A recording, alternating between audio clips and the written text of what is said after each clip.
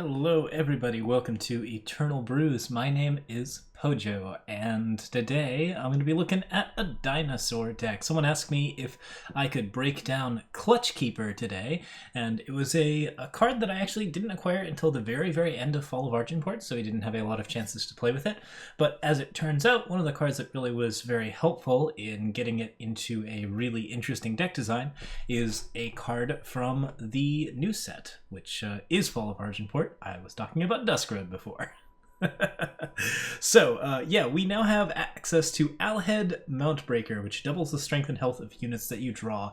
As you know, Alhed is responsible for creating extremely large, extremely silly units, and that allows us to make some really interesting bonds happen with some of our biggest dinos. So the basic objective of this deck is going to be to draw very big dinos, play those dinos, and then bond out Clutchkeeper on those dinos to get extremely high value out of our units that basically is just really hard to overcome. So let's go ahead and break down what we're going to be doing.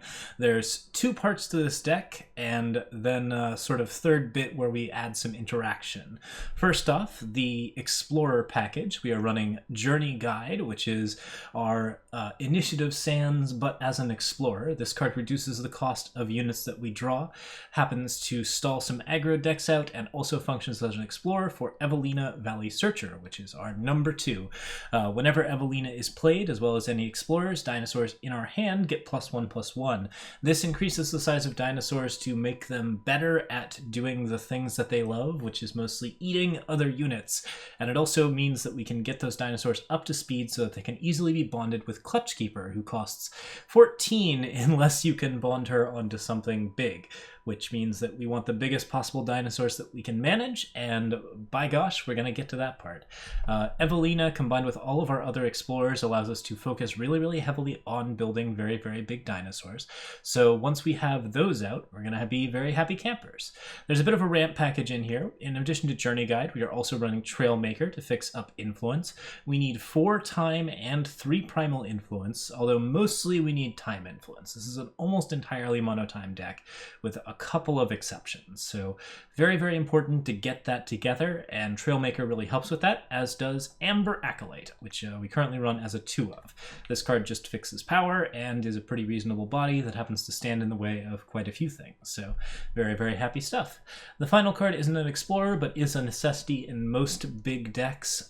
Aurelian Merchant gives us +1 maximum power and allows us to swap in cards from the market, including a bunch of stuff that we're gonna want or need to help our deck out.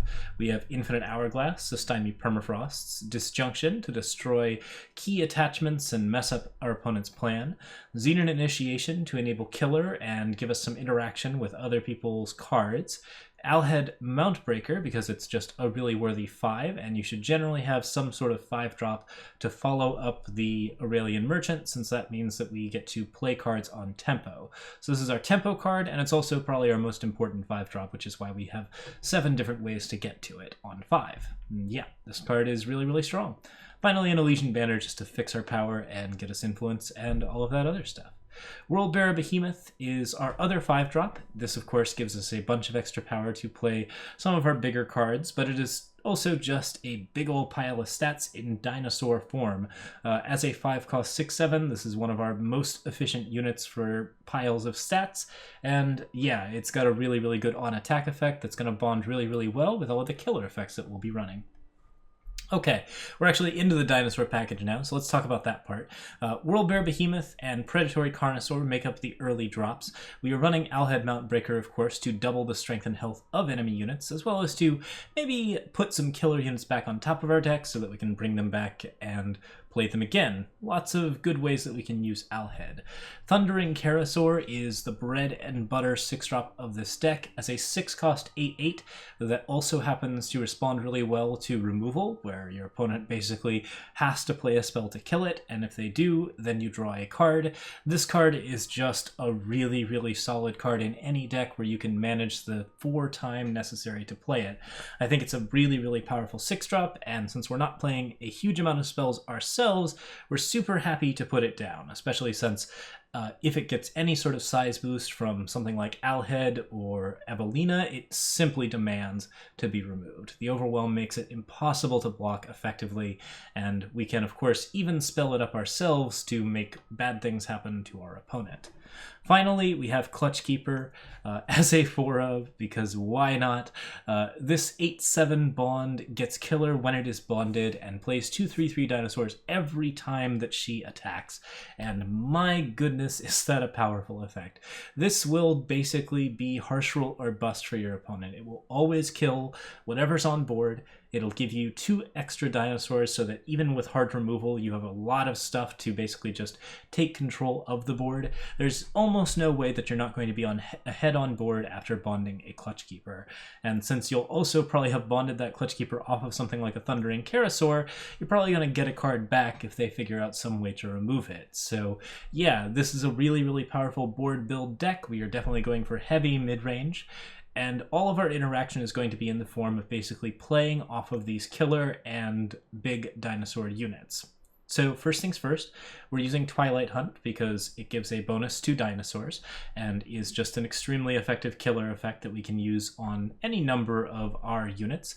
Giving +1/+1 bonuses to Worldbearer Behemoth is fine, but attacking with Worldbearer Behemoth on the turn that it is played is even better, and that is a really good way to just murder anything on board and get ourselves a really, really solid setup. Xenan Initiation does a similar thing, a +1/+1 bonus and killer. It's a little more expensive, but it doesn't trigger Nightfall, and it's pretty solid to have a couple extras of these because we want ways to interact with the board. Once we have a killer unit, whether it's Predatory Carnosaur, Clutchkeeper, or a Twilight Hunter, Xenan Initiation, Dinosaur, or Alhed, we can then copy it with Clutchmate, which allows us to both give additional +1/+1s to our copy and our original dinosaur, but also recreate effects like Killer and wreak even more value out of the board. Clutchmate is just a really, really solid mirror image effect that works very, very well on dinosaurs. We're super happy to be using it in this deck, which is almost entirely focused around big dinosaurs, and you can also use it on cards like Evelina Valley Searcher if you really, really feel like it. Finally, End of Hostilities at the top allows us to create some interesting tribute effects. By using our killer effects, we can very easily trigger tribute to copy cards like Clutchkeeper, Kerasaur, and Carnosaur, all of which will just completely dominate the board if End of Hostilities is played. It's also a really solid warp. If we warp it off the top, then we get basically a free card and a free copy of something either with killer or something with a very, very relevant stat line. So yeah, that's a big old pile of fun. Finally, in the power base, we're running 28 power. We use clan standards to keep some extra removal in the deck. We also have 2 temple standards to pop back our killer units and play them again, and amber monuments to generate 5/5 dinosaurs, because boy does this deck love dinos.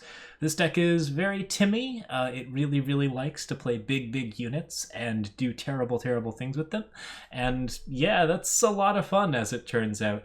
I've also had pretty good luck with it on ladder so far, and we're going to play some games and demonstrate how it works. So I'll see you there, and let's have a good time with it. Cheers. All right, here we are in game 1 up against Leonis, and opener looks okay, but we probably want a little bit more power in it. I do like the journey guide, but I'm facing down a lot of very, very expensive cards, so I think we're going to try and redraw and get a bit more explorer and other synergy if we can. I ended up with a 2-power hand anyways. That's a little bit rough, but maybe we'll find the things that we need. Regardless, definitely happy to throw that back, and yeah, we'll just see if we can draw ourselves into the power that we want. Okay, so as far as things are looking, I have 3 power available. I need to get to 5 to play Alhed, so we want to draw power in the next couple of turns, if at all possible, because otherwise it's going to get a little bit dicey, and that's not going to work out quite the way that we want it to. Cathane increases the cost of End of Hostilities, so that's not great. It also means that my opponent has a pretty good look at everything in my hand, which makes things a little bit rougher for me because we definitely want to be playing all the things in our hand. So we've got like a Legion deck with Explorers and some other form of shenanigans. Certainly making power 4 feels pretty good here. If I want to use Xenan Initiation, that won't really do much here, so we'll probably just stay put. Currently there's not any spells being used, so Derry can't do anything crazy. And yeah, it looks like Stormlinks would have messed us up a little bit anyways, so feel pretty happy about that. Now, I can, if I want to, play Clutchmate on Evelina to increase the damage of these other dinosaurs, but there's not a lot of benefit to that unless I want to also do like Xenan Initiation and figure out some way to pop that Aegis off. I think what we're going to do here is we're going to just stay put, play Worldbearer Behemoth, and then call it a day. This looks like a Chalice deck that hasn't yet found its Chalice, so we're going to do everything we can to actually make that happen, because we definitely would like to get our Worldbearer Behemoth or Alhed down before anything bad happens. I'm fine with this block. If Journey Guide dies, it's not a big deal. If he doesn't, then yay. A lot of good Chalice targets here. Twilight Hunt is great for dinosaurs, but we're still stuck just sort of waiting on power. We had a pretty unlucky start.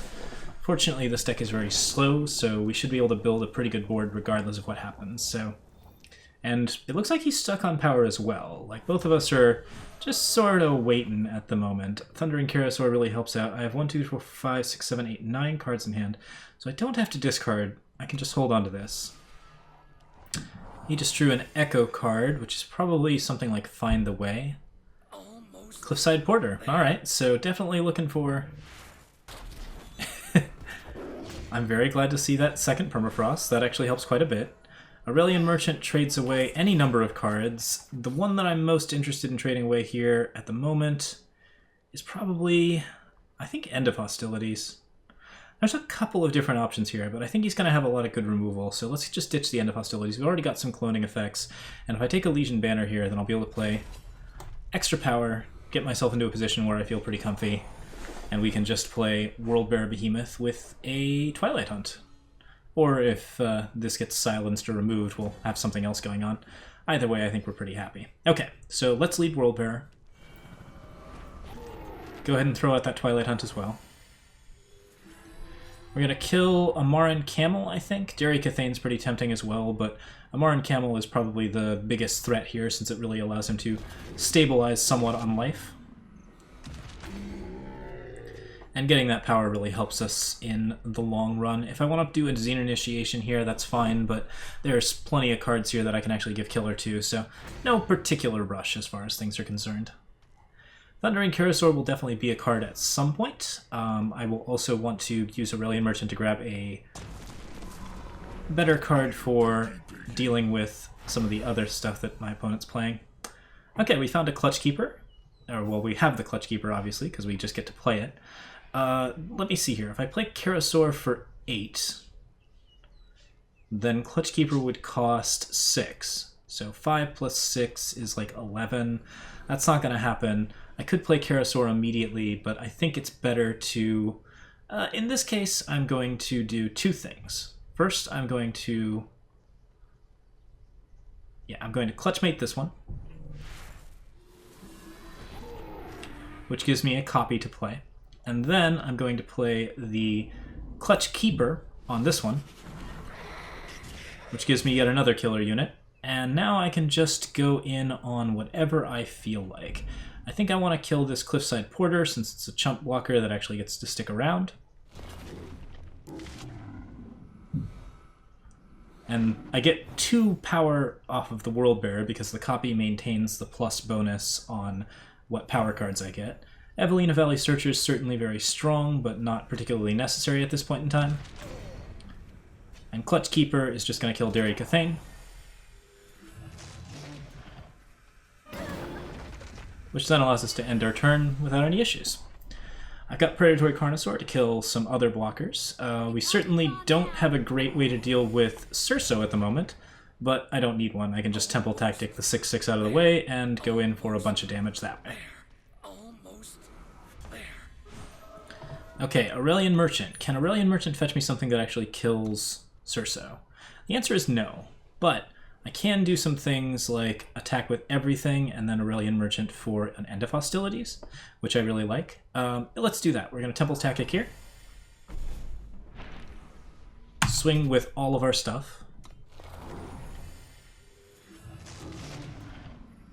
And that's just a big old pile of damage.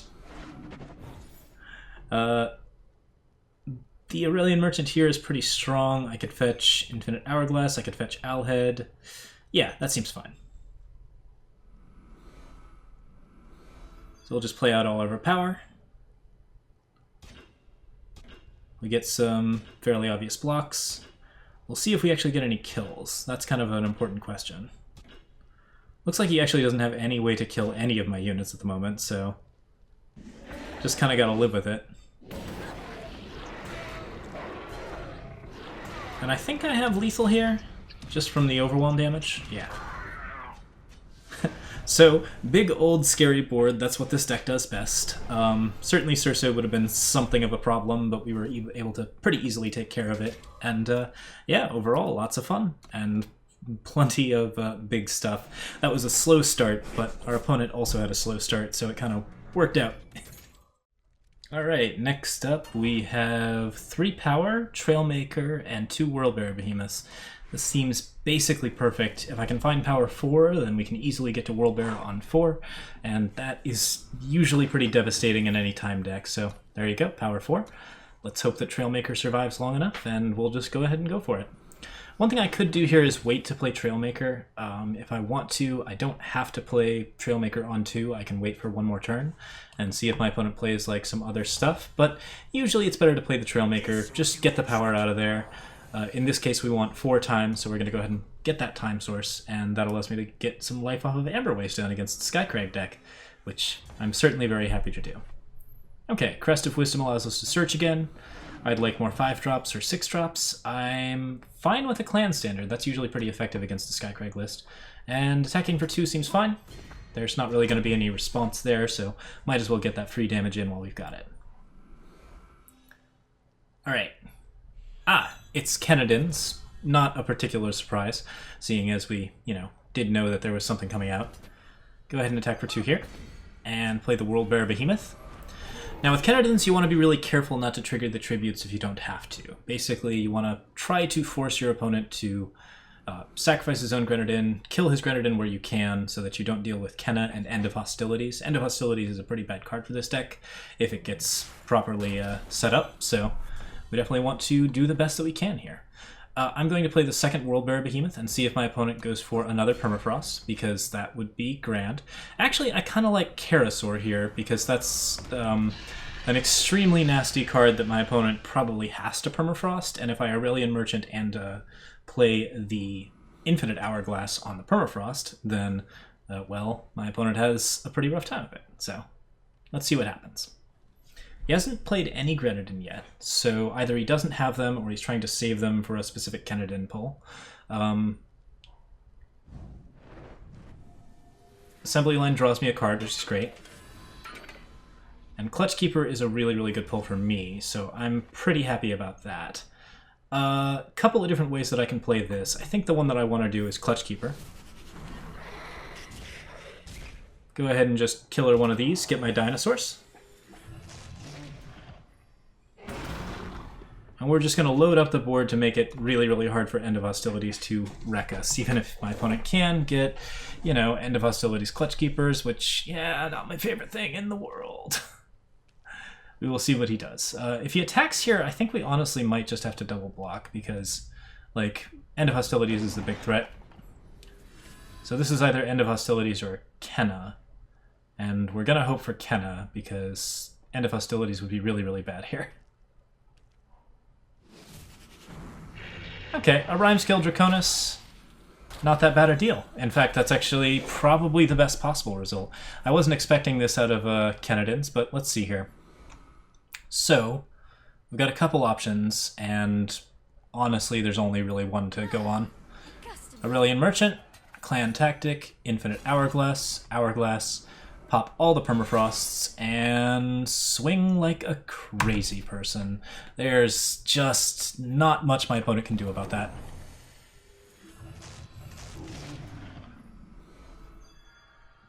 That gets us an extra power. I can't play Alhed off of it, but I've got so much damage, and I think any of his blocks are going to look a little bit rough.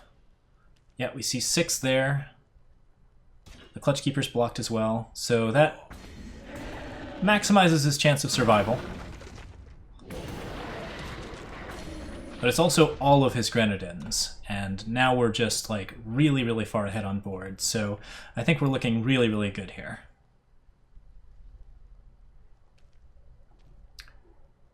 Alhed is obviously a good card here, but most of the time we want to favor our dinosaurs just because our dinosaurs more easily enable the Clutchkeeper when we actually have them. It's really nice to have Alhed when you don't have dinosaurs, or, you know, like when you're just trying to win out the mid-range game, which we're currently not trying to do so much.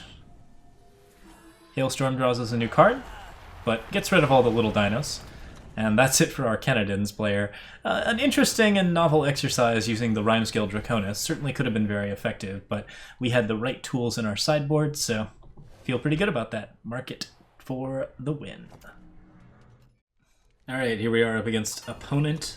We're going to go ahead and redraw, and yeah, we have 2 power here, Trailmaker and Evelina, both pretty good cards. I'd probably play Evelina first since we have the Thundering Kerasaur available, and Trailmaker doesn't need to ramp immediately, so that feels pretty comfy. We'll play Amber Monument, play Amber Waystone, play Evelina, and then hopefully we'll get some power as well. More Trailmakers doesn't hurt. It's a good way to get a little bit of a start. Certainly I want to see a decent amount of power here, or else we're going to run into some trouble. Yeah, that's not good, but there's not much we can do about it. I'm not going to block the 3-3 with Evelina, so we'll just take the damage and we'll incur the wrath. It's not like we draw a lot of cards anyways. There will be some market cards that we will have slow access to. Might have to mark it as Disjunction to get rid of the teacher's ability, but overall I think we're going to be fine. Trailmaker here plays a time. Seed of Wisdom helps us out as well. And we'll attack for 2 just to hit our opponent in the face. So, second Trailmaker's fine, but I'd really like to see power 5 if I can.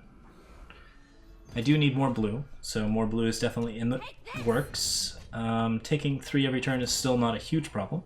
I can Xenan Initiation that 3-3 if I want to, but it's better to just grab the Primal, beef up the dinosaurs more, and hopefully enable a Worldbearer Twilight Hunt play off of a undepleted power.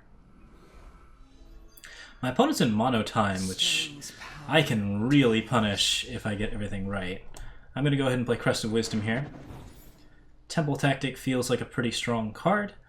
And yeah, like overall, I think I'm just comfy staying put here. Going to go ahead and keep the Temple Tactic since that's going to work well with Worldbearer Behemoth. And overall, feels pretty good. Okay, so my opponent gets to hit me here. Sadly gets to hit me with Carnosaur, but he hit Evelina, so we're not in as much trouble as we seem. I just get to play Worldbearer here and go nuts. Probably on the Predatory Carnosaur, since that's the scariest card he's currently got.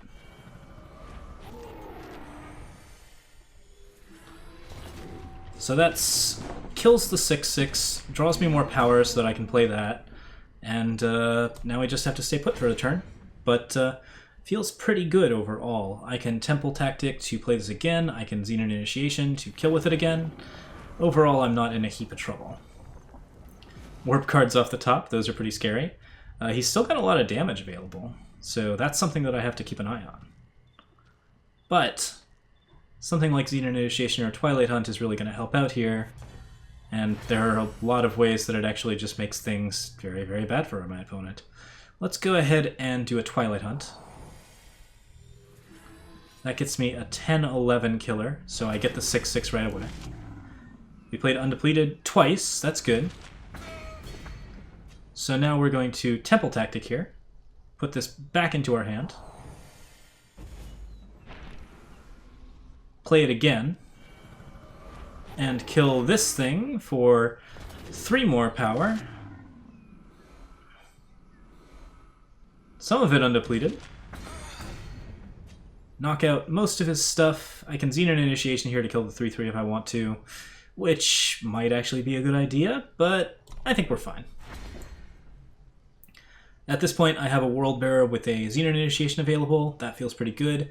I also have End of Hostilities, so there's a lot of available options that are going to be quite a bit of fun. The key one here, I think, is if I Xenan Initiation the Trailmaker, I can trigger Tribute for End of Hostilities and then just blow out with 3 10-11 Worldbearer Behemoths, which, as it turns out, it looks like I'm going to be able to do. Aurelian Merchant fetches an answer, but it's too late. We have everything we need to just completely take over the game. So we're going to Xenan Initiation, End of Hostilities, and that'll be game. Okay, Hope that was a cool card. Xenan Initiation. Killer 3/3. Now keep in mind this is a killer that also plays 4 random power cards from my deck. So End of Hostilities would create 2 10/11s that draw 8 power from my deck and give me killer. Sadly, opponent conceded, but still, we definitely found ourselves in command of that game. And quite a lot of fun it was. That does it for today. Here's a slight variation of the deck using no Clutchkeepers, but instead trying to go a little bit harder on the recursive value of Mirror Image and Clutchmate, using Twilight Hunt and Xenan Initiation, of course, but also using Surso the Great Glutton, one of the best cards to give killer in the game, and also one of the better cards to give Alhed Mountbreaker's bonus to in the game. So if you want to try that out, that's certainly available to you. I will put both in the deck list below. Thank you guys so much for watching. Feel free to tell me your favorite dinosaur in the comments, and I will see you guys next time. Have a really good night, everyone.